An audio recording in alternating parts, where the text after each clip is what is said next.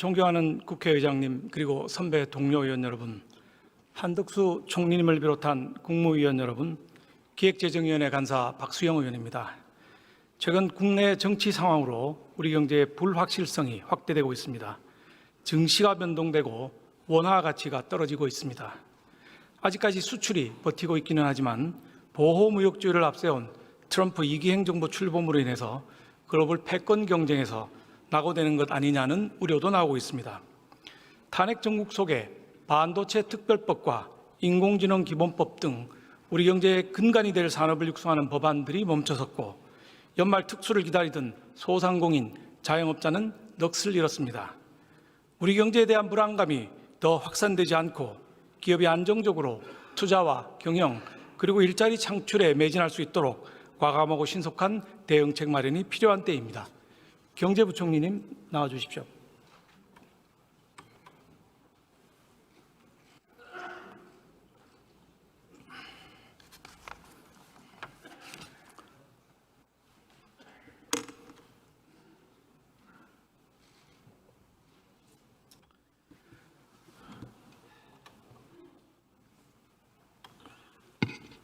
부총리 먼저 25번의 탄핵소추, 27번의 특검, 그리고 계엄이라고 하는 초유의 사태 속에서도 중심 잃지 않으시고 최선을 다해서 시장의 안정성 유지하고 계신 부총리님이야 우리 경제팀 모두에게 감사와 격려의 말씀드립니다.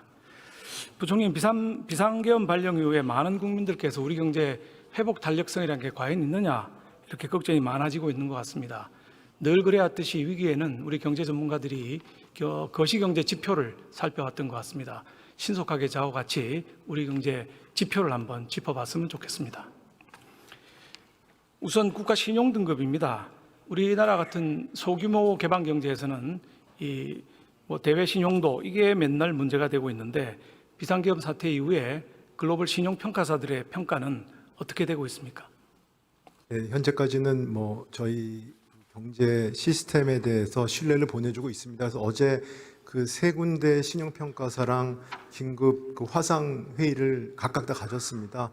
그래서 지금 저희 상황들, 그다음에 저희 시스템이 어떻게 돌아가고 있는지, 그다음 앞으로의 전망, 저희 노력들 이런 걸 설명을 했는데요.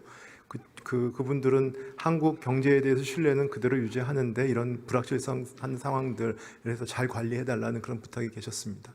네, 당장 신용평가를 낮추겠다 이런 얘기는 아직 없는 네, 그런 건 것이죠? 당연히 없습니다. 네. 예, 잘 알겠습니다. 그 다음은 외평채 CDS 프리미엄인데요. 이건 지금 상황이 어떻습니까? 네, 아직까지는 그래도 비교적 안정적으로 되고 있습니다. 안정적으로 되고 있다. 예. 국고채 금리는 아마 제가 알기로는 그 비상계엄 사태 직후에 4일날 2.63%로 뛰어서 계속 올라갔었는데 9일 이후부터는 그 비상계엄 이전 수준으로 회복되는 걸로 알고 있는데 맞습니까? 네, 초기에는 시장이 급변동했습니다. 그런데 한국은행하고 그다음에 정부 금융당국이 저희가 시장 안정 조치와 메시지를 내서 현재는 아직도 좀 불안하지만 그래도 안정적인 수준으로 좀 관리가 되고 있습니다. 네, 수고 많으십니다. 채권 시장에서의 신용 스프레드 이거는 또 지금 어떻게 되고 있습니까? 안정적인가요? 네, 그것도 마찬가지입니다. 소폭 상승했지만 지금은 좀 다소 안정적인 수준으로 좀 관리가 되고 있습니다. 그 외환 보유고를 제가 보니까 금액은 우리가 세계 9위로 많이 늘었는데 4,154억 불. 그런데 GDP 대비 비율은 또 떨어졌더라고요. 네, 좀 떨어졌습니다. 괜찮은 상황인가요? 네, 아직은 IMF나 이런데 저희 외환 보유고나 그다음에 순대외야 자산 부분에 대해서는 네, 안정적인 수준이라고 평가를 하고 있습니다. 예. 그 코스피 코스닥 증시는 지금 어떻습니까? 네, 굉장히 큰 변동을 보였는데요. 지금 저희가 여러 가지 시장 안정 조치와 그다음에 증시 안정 펀드를 저희가 즉시 투입할 수 있다. 이런 메시지를 냈기 때문에 그래도 가장 폭락은 지금 피하고 있는 상황입니다. 예. 제가 보니까 지수는 거의 12월 2일 수준으로 다 회복을 했더라고요. 네. 그런데 환율이 좀 문제가 있는 거 아닙니까? 환율은 지금 어제가 1,432원이었는데 많이 올랐거든요. 네, 환율은 기본적으로는 원화가 약세가 아니었고 원래는 강달러 수준이었습니다. 강달러가 진행된 상황에서 지금 정치적인 사건이 발생을 했기 때문에 최근 들어서는 그 발생 전까지는 다른 나라의 어떤 통화랑 비슷했는데요. 그 이유는 다른 나라 통화보다 제가 좀 더 약세에 있다고 평가됩니다. 네, 환율이 올라가면은 이제 수입 원자재 가격이 올라가지 않겠습니까? 네, 그렇습니다. 그럼 물가에 영향을 주고 네. 서민 경제가 또 어려워질 것 같은데 내수에도 영향이 있을 거고요. 네네. 어떻게 보십니까? 네, 좀 그런 부정적인 영향이 있습니다만 저희는 이제 외환 시장의 변동성이 확대되지 않도록 한국은행과 또 저기 정부가 그 최선의 노력을 하고 있어서요. 그 부분들은 최대한 안정적으로 그 움직임이 흐름이 될 수 있도록 노력을 하겠습니다. 예, 환율이 상승하면은 은행의 BIS 또 기업들의 리발빙 이런 것도 조금 염려가 되는데 네네. 어떻게 판단하고 계십니까? 네, 그렇습니다만 아직까지 뭐 은행들의 BIS 비율이라든지 은행의 건전성 지표 이런 것들은 저희가 아주 안정적인 수준이 있기 때문에 네, 관계기관과 함께 저희 지속적으로 모니터링을 하고 필요하면 필요 조치를 하겠습니다. 시장의 그 유동성 확대를 위해서 한국은행에서 그 RP 네. 매입을 했더라고요. 매주 목요일 날 정례 매입하지 않습니까? 네, 이번에는 보니까 뭐 4일부터는 비정례 RP 매입도 하고 있어서 상당히 대응을 잘하고 있다 이렇게 생각이 듭니다. 네, 그 산업도 한번 짚어봐야 될 것 같은데요. 반도체 특별법 이게 통과가 안 됐습니다 이번에 언제 될지 모르겠습니다만은 네, 저희가 조세 소위에서 여러 가지 합의를 많이 했는데 이 여러 가지 전국이 혼란하다 보니까 소위에서 합의된 내용이 통과가 안 됐습니다. 네. 보시면 아시겠지만 반도체 관련해서 저희들이 그 R&D 비용 세액공제 일모를 7년으로 시설 투자 일모는 5년으로 연장하기로 정부와 여야 간에 합의를 했는데 네. 이게 요새 전국 때문에 우리 본회의를 통과하지 못해서 안타까운 부분이 있고요.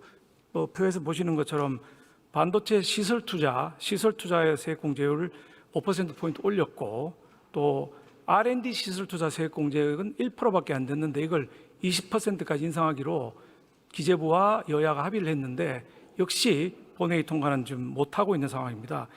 근데 미국은 아주 빠른 속도로 25% 공제로 나가고 있거든요. 네. 이 문제 어떻게 하면 좋겠습니까?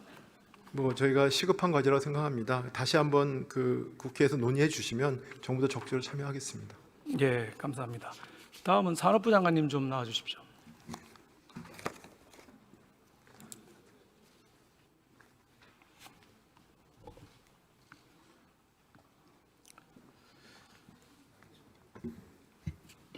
네, 장관님 석유화학 업종 우리 아주 좋은 업종인데 요즘 고전을 면치 못하고 있거든요. 우크라이나 사태 때문에 러시아 이제 석유가 금수가 되고 우리는 따르고 있는데 이제 중국하고 인도하고 터키는 싼값에 사가지고 공급 물량을 많이 늘리고 있단 말이에요. 그렇습니다. 이 금년 안에 뭐 대책이 나와야 되는 거 아닌가요? 지금 그 우리나라 석유화학 산업이 여러 가지 복합적인 위기를 겪고 있는 상황이고요. 그래서 사실 저희가 업계하고 관계부처하고 좀 계속 협의를 하고 있고, 사업 재편 활성화를 위한 여러 가지 대책을 마련을 하고 있습니다. 조만간에 저희가 지역 경제 활성화하는 그 지원 방안까지 같이 해서 산업 경쟁력 관계 장관 회의를 계기로 해가지고 저희가 그 지원 방안을 발표할 계획입니다. 예, 좀 서둘러 주셔야 될 것 같고요. 2019년도에 일본 수출 규제가 있었지 않습니까? 네. 그 소부장 기술 개발 때문에 저기 예비비를 2조 7천억이나 썼거든요. 네. 근데 올해는 예비비가 4조 8천억에서 절반이 깎여가지고 2조 4천억밖에 없는데 무려 2011년 수준으로 됐습니다. 2019년에 쓴 게 2조 7천억을 썼는데 올해 또 비슷한 상황이 생기면 예비비 자체도 모자랄 상황인데 어떤 대응책을 갖고 계십니까? 지금 뭐 긴급한 대외 상황 변화로 그 추가 예산이 필요한 경우에는 저희가 예산 당국하고 긴밀하게 협의를 하도록 하겠습니다. 예, 고용부 장관님 좀 나와 주십시오. 김문수 장관님.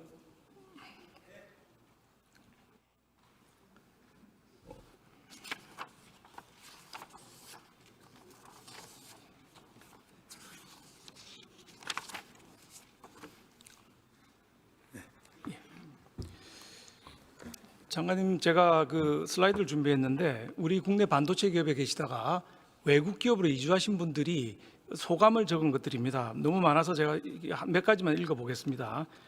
한국에서는 근로시간이 많으면 경고 메일을 받고 부서장 메시지까지 죄인 취급을 받았는데 미국으로 이주한 이후에는 근로시간 얘기는 없고 성과만 생각하면 되니까 개발에 집중할 수 있다. 이런 얘기를 전해왔고요. 그다음에 회사 실적하고 개인 성과가 오르면은 높은 보상을 받을 수 있기 때문에 선순환 구조더라. 누가 안 시켜도 자발적으로 일을 더 한다. 이런 메시지도 있고요. 또 삼성이 파운드리 글로벌 1위를 달성하겠다고 하면서 압도적으로 선두인 TSMC보다 일하는 시간 훨씬 적더라. 이래가지고 어떻게 이기겠나? 뭐 이런 얘기들이 나오고 있습니다. 아시다시피 그 반도체 특별법에 제가 화이트 칼라 exemption을 넣지 않았습니까?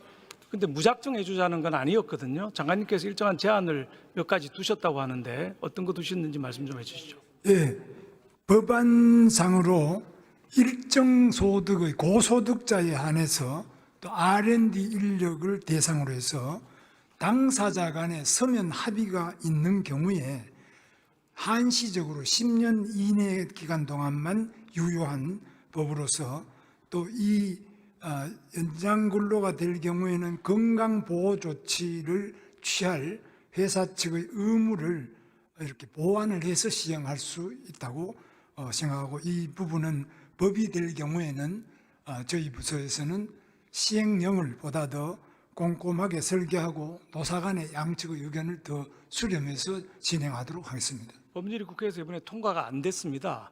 시행령이나 시행규칙으로 해결할 방법은 없습니까? 부분적이겠지만.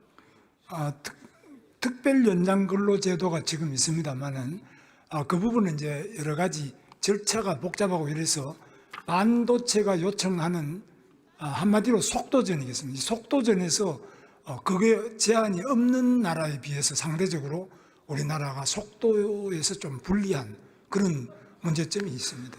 알겠습니다. 국회에서 열심히 한번 해보겠습니다. 네. 경제부총리님 다시 한번 좀 나와주시겠습니까?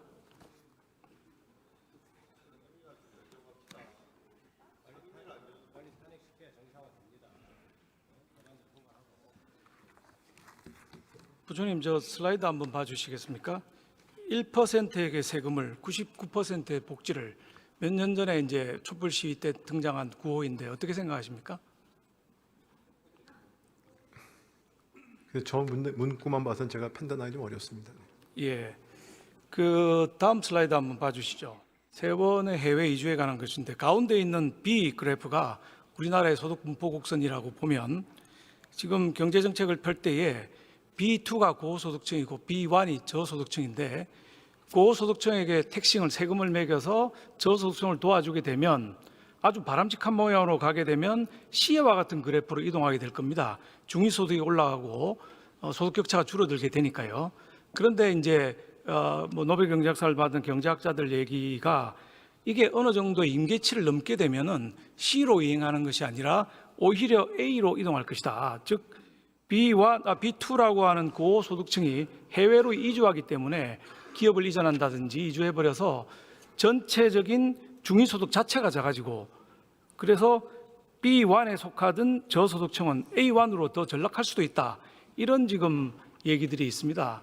그래서 세원에 관해서는 이 세원이 해외로 이주하지 않는 임계치를 잘 지켜서 경제정책을 펴주셔야 우리 기업들이 해외로 이주 않을 거라고 생각합니다. 다이슨이라든지 스웨덴의 이케아라든지 전부 해외로 이주한 기업들이 있고 우리도 지금 늘어나고 있는 상황이거든요. 네, 부총님께서 잘 좀 챙겨봐 주시길 네 바랍니다. 그렇게 하겠습니다. 그 총리님 좀 나와 주시겠습니까?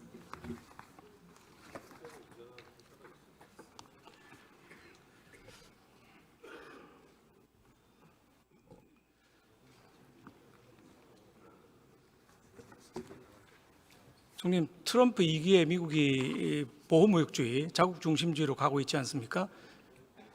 네, 아마 그런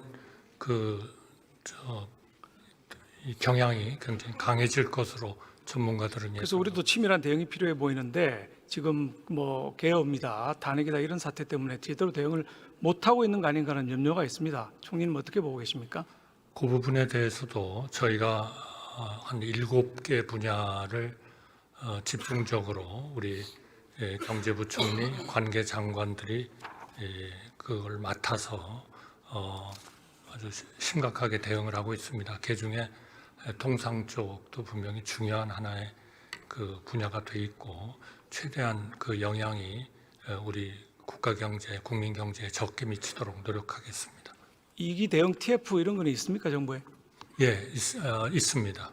총리님께서 TF장 아닙니다. 일단 경제부총리 주관으로 지금 일종의 하부위원회처럼 그렇게 만들어져 있고 예를 들면 금융시장은 굉장히 단기간에 반응이 강하고 또 잘못되면은 회복되기가 어렵기 때문에 그 F4 회의는 제가 보고받기로는 거의 매일 점검을 하고 상황에 대응하고 있다고 생각하고 있습니다. 예, 잘 좀 공백 없도록 잘 좀 해주시기를 부탁드리겠습니다. 네, 최대한 노력하겠습니다.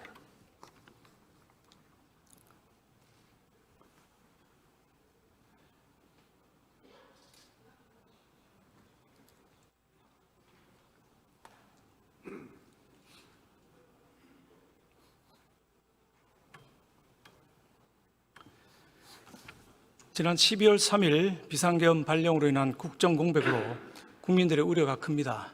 의원님 여러분께 투 트랙으로 가자는 제안을 드립니다.